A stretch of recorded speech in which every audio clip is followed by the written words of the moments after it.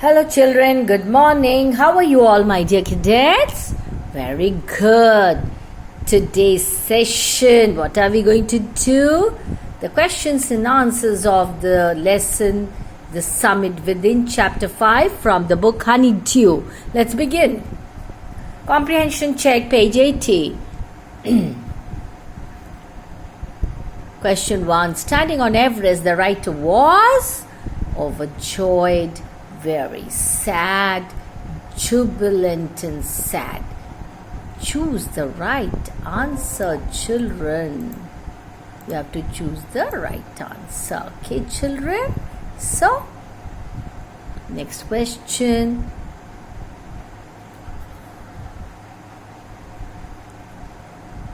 Okay, the next question. The emotion that gripped him was one of what? What? Victory over hurdles, humility and a sense of smallness, greatness and self-importance, joy of discovery. Choose the right item. The summit of the mind.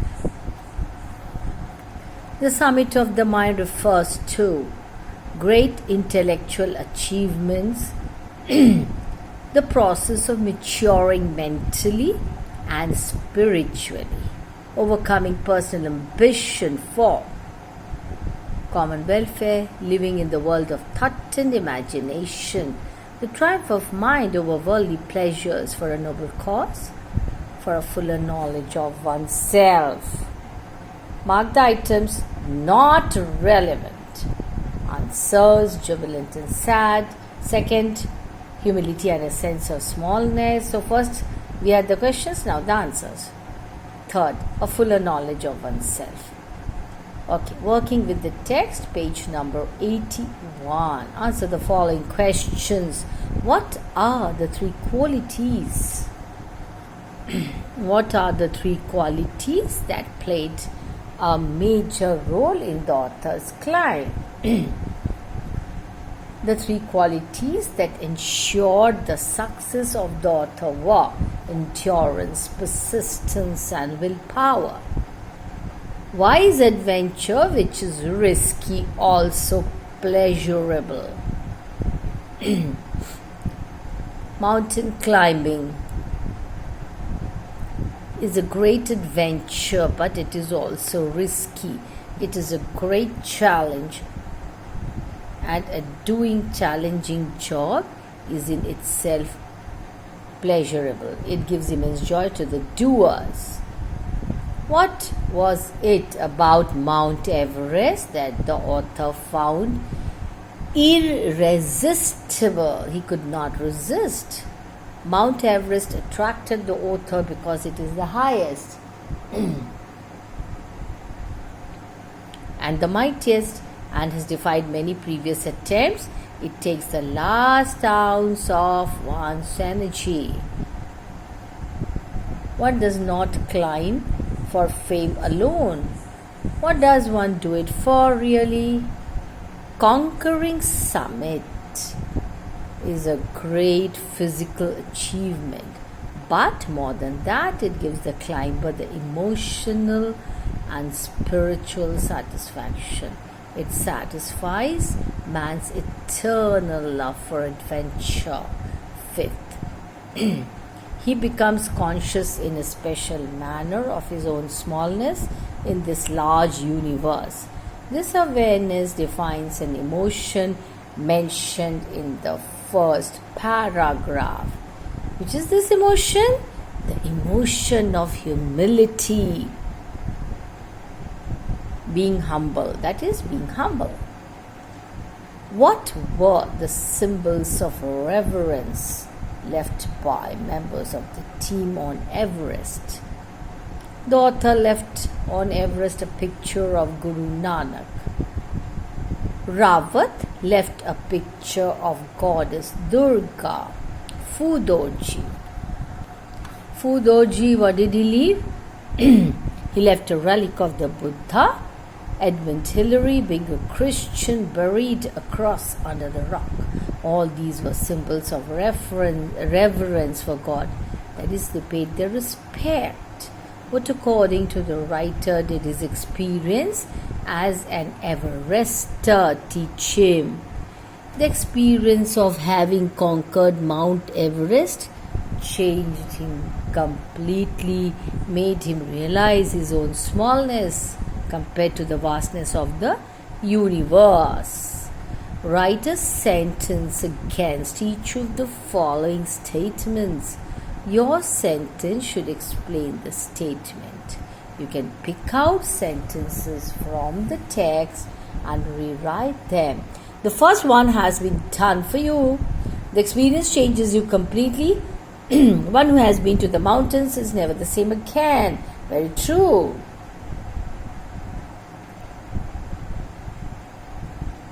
Man takes delight. Man takes delight in overcoming obstacles. Mountains are nature at its best. The going was difficult, but the after effects were satisfying if to complete. The physical conquest of a mountain is really spiritual experience. Now the answer to these questions. Obstacles in climbing a mountain are physical. A climb to a summit is a test of endurance and willpower. It is a challenge that is difficult to resist. Third, Everest is the highest and the mightiest and has defied many previous attempts. Fourth, when the summit is climbed, there is the joy of having done something. One has the feeling of victory and of happiness. Fifth, mountains are a means of communion with God. Okay, now page 82, working with language. Look at the italicized phrases and their meanings given in brackets.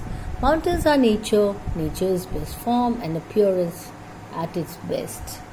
Your life is at risk, in danger. You run the risk of losing your life. It was his best worst performance. It was his best worst performance. In the following, fill in the blanks in the following dialogues, choosing suitable phrases from those given in the box. At hand, at once, at all, at a low ebb, at first sight.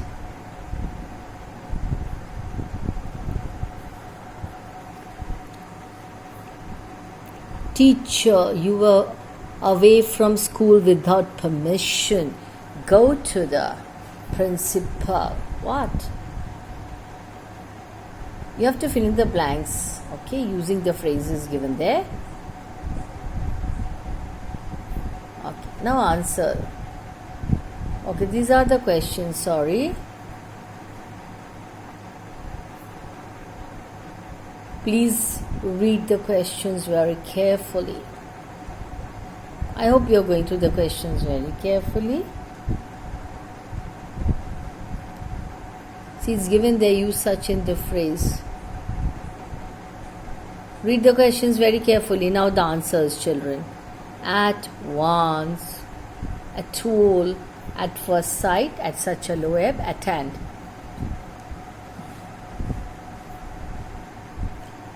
The second question, write the noun forms of the following, adding ance or ence. Okay, try to do this.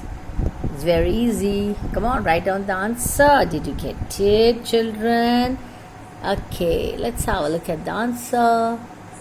Endurance, persistence, significance, confidence, and maintenance. See where ence added and where ance is added. The spelling should be correctly written. Okay, children.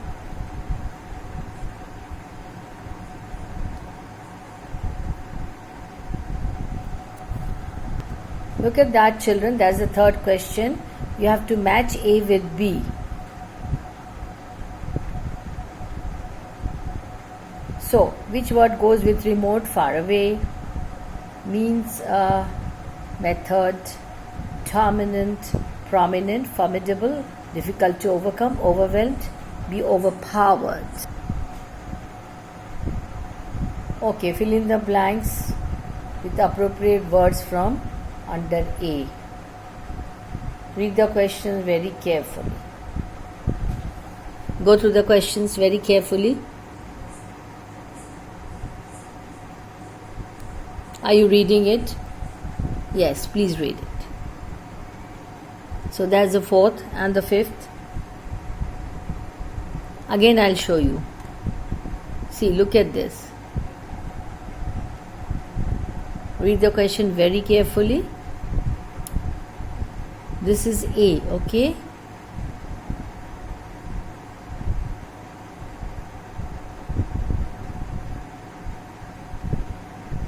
So that's the fourth and the fifth. Now, the answers. Formidable means remote, overwhelmed, dominant. Speaking and writing. You have to write a composition describing a visit to the hills or any place which you found beautiful and inspiring. You have to discuss in groups, but children, you're not in school. So, you think and write down an interesting answer. You can consider this sentence. Mountains are a means of communion with God. Think of the act of worship or prayer. You believe yourself to be the presence of the divine power. In a way, you are in communion with that power. Then imagine the climb on top of the summit, the height attained, limitless sky above, the climber's last ounce of energy spent.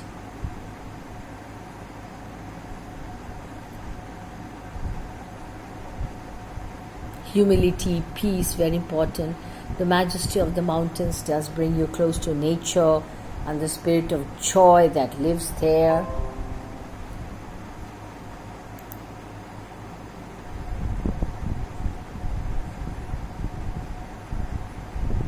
That is for self-attempt. You have to write the answer. Some important points, hints and clues are given. That's all. So that's your assignment. Short answer time. What do you know about HPS Ahluwalia? Major HPS Ahluwalia was a member of the first successful Indian expedition to Mount Everest in the year 1965. Which other summit has been talked to by the author? The other summit that has been talked to by the author is the summit of the mind. In the author's opinion, climbing this is very important.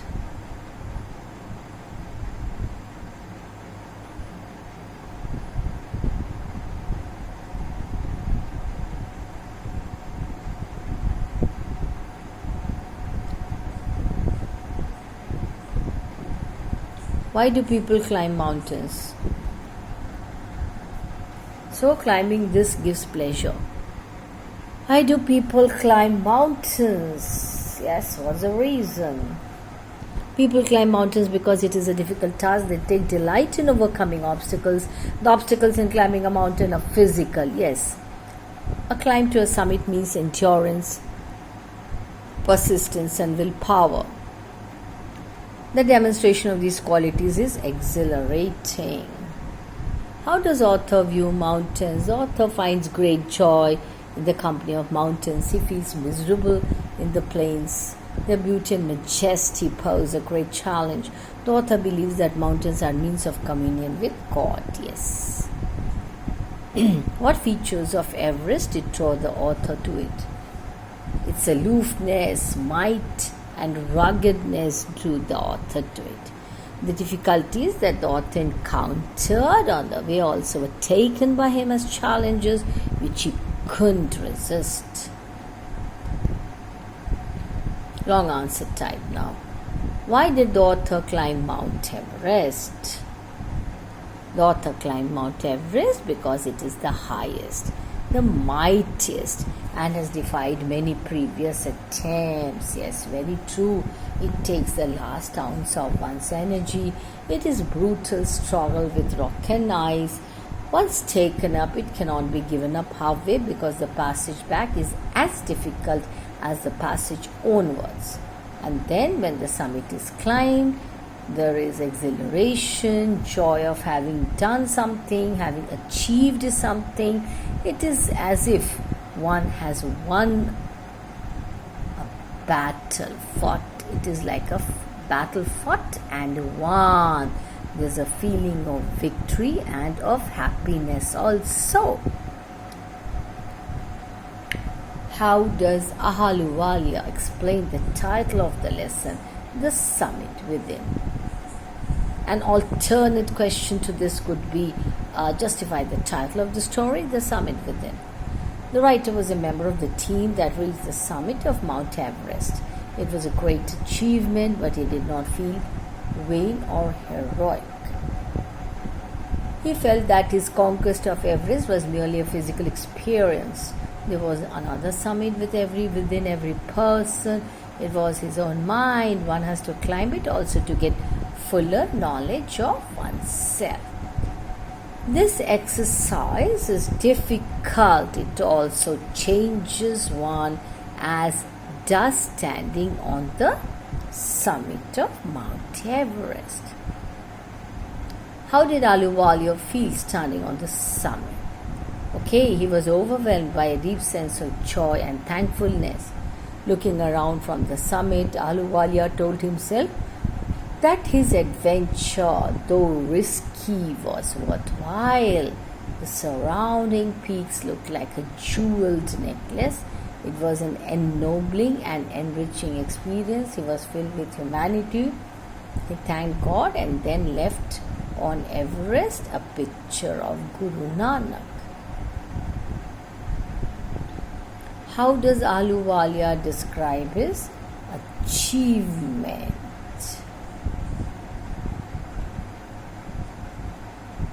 He feels that Everest is not just a physical climb, standing on the mountain's top. He felt how small he was in the big universe. He experienced a sense of fulfillment. It satisfied his love for adventure. The experience was not just physical but also emotional and spiritual. What problems do the climbers face as they climb a mountain? Breathing at great height is difficult, yes. The climber has to cut the steps in the hard ice and he has to strain every nerve as he takes every step. Sometimes he curses himself for undertaking such a task.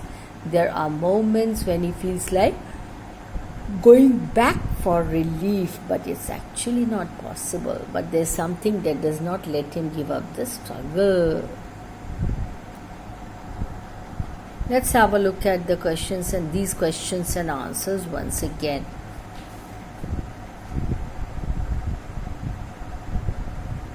Please go through these questions, children. You'll become thorough with the lesson. Please write down in your notebooks. Don't forget, exams are approaching.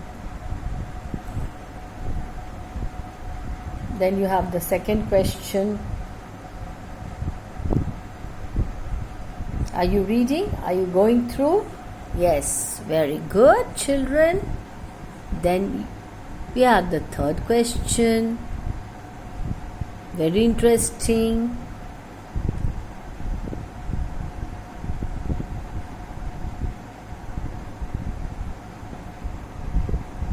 The fourth one, children. How does the author view mountains?